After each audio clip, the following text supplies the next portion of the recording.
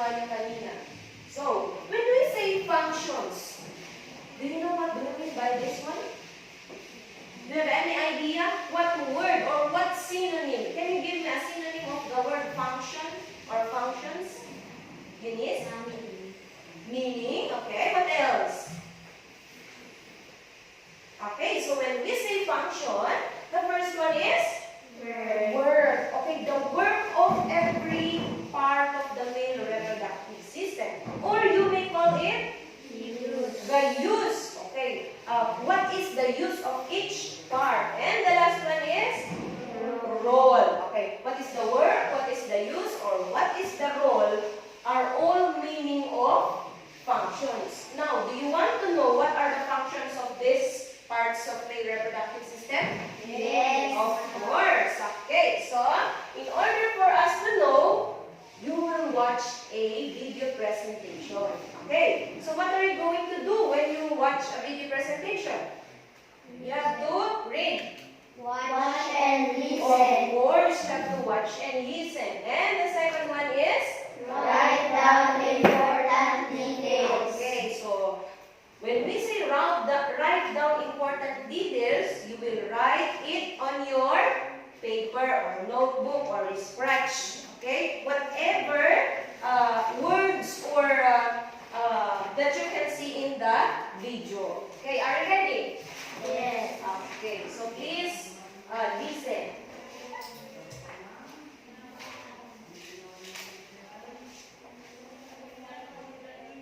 In this lesson, we will focus on the male and the structures used in getting his gamete, sperm, ready for reproduction. The sperm of the male is produced and transported in structures completely different from those found in the female. So, what are these structures? Well, first and foremost, we have the testes, or testis, singular. The testes are paired structures in the male whose function is to produce sperm. Inside each testicle are many tube-like structures where sperm are produced. Once ready, sperm are transported to ducts at the top of the testes that connect to the next structure called the epididymis. Now, sperm production is just the first step. The sperm that leave the testes are not yet fully mature. They're almost there, but not fully. That is the function of the next structure called the epididymis.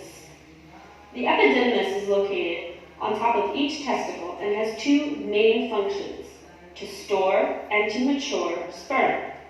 As you look at the epididymis, you will notice that both the testes and the epididymis lie outside the main body cavity of the male. Therefore, they need some way to stay connected with the body. This is where our next structure comes in.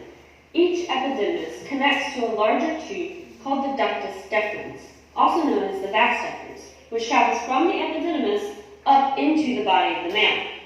Now,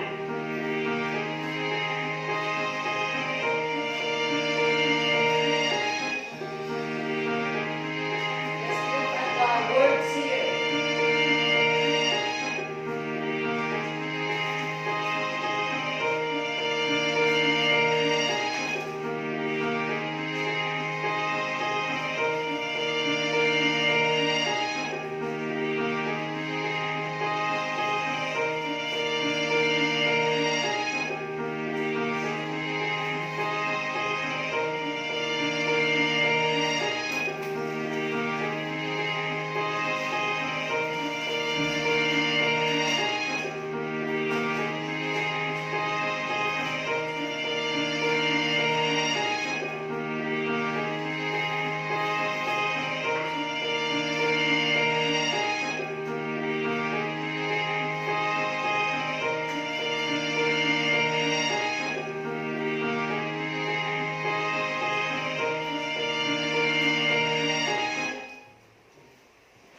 Okay. Now, did you understand the video? Yes. Do you want to watch it one more time? Yes. Okay, so let's watch it one more time.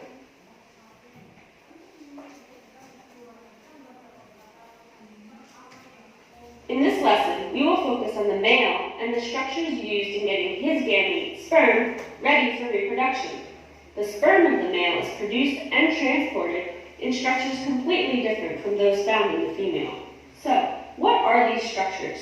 Well, first and foremost, we have the testes, or testis, singular.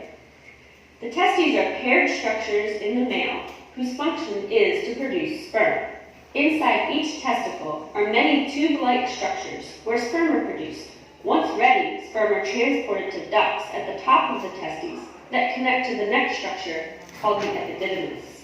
Now, sperm production is just the first step. The sperm that leave the testes are not yet fully mature. They're almost there, but not fully. That is the function of the next structure, called the epididymis. The epididymis is located on top of each testicle and has two main functions, to store and to mature sperm. As you look at the epididymis, you will notice that both the testes and the epididymis lie outside the main body cavity of the male.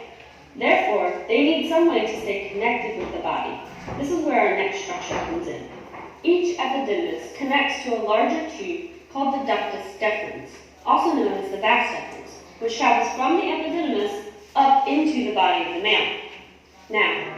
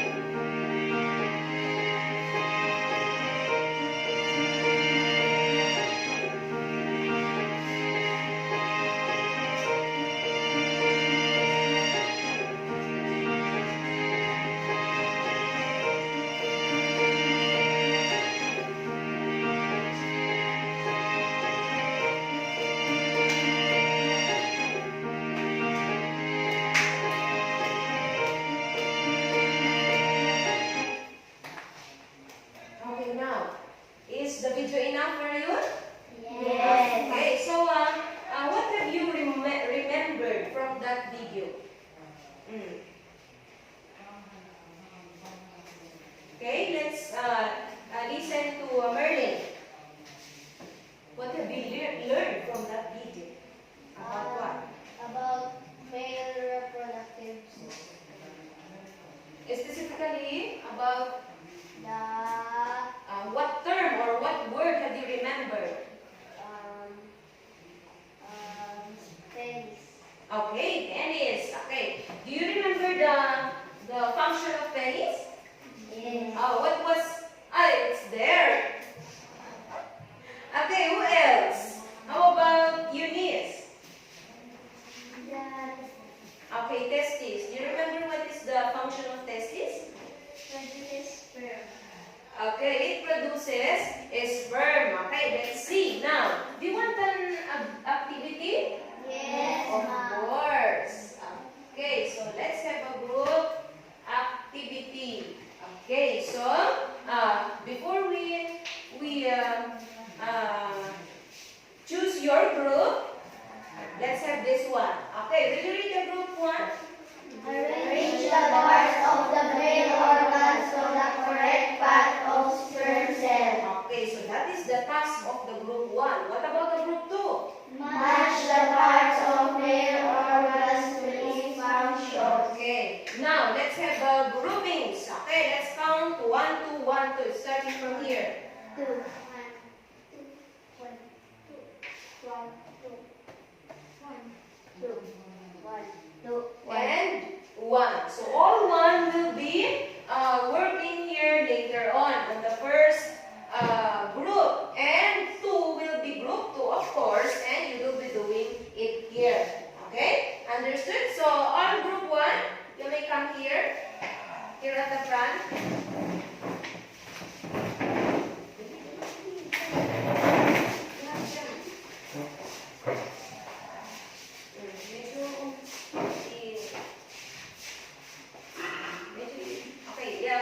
Let's move this chair first. Okay, group 2 here.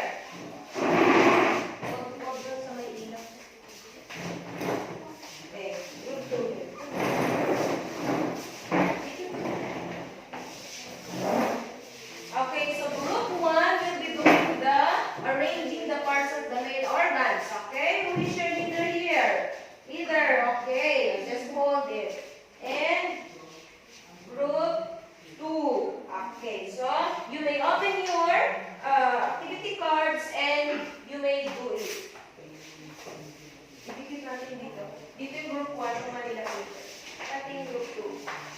Ihiwalay ko lang yun. Tapos dito yung gawin. Dikit ka lang.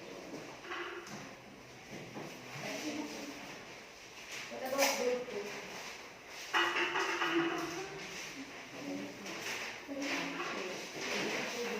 You may use glue. Ayaw. Ayaw mo. You may use scotch. Kasi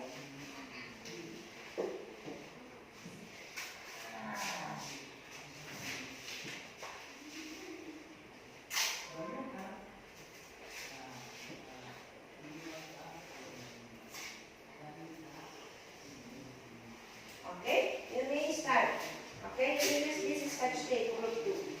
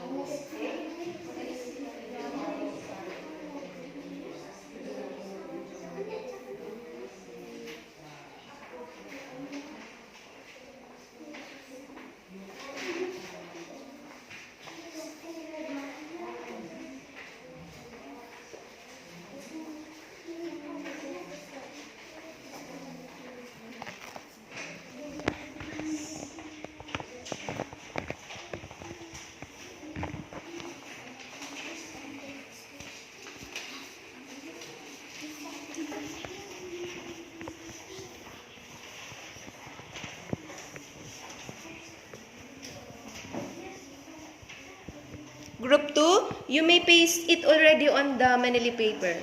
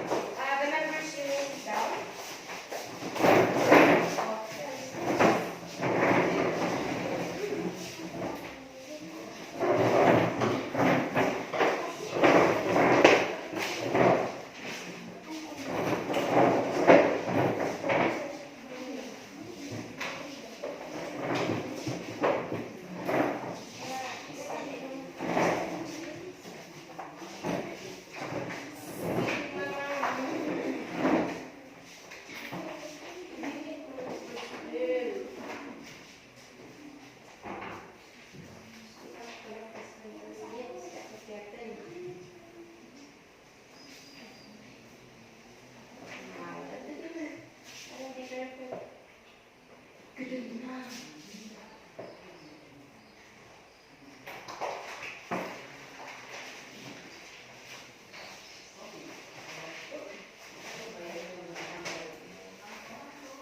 so let's have the reporter first from group 1. Okay? Read your work. Okay, you may stay here. Okay, 1, 2, 3, go. First, testes, epididymis, vas deferens, seminal vesicle, prostate gland, urethra, and penis. Okay, do you believe that this is the correct pathway of the sperm cell? Yes or no? Yes. Okay, let's see it later on as we discuss if the group 1 is correct. Okay, let's give them a round of applause. Okay, thank you, Marlene. Now from group 2. Okay.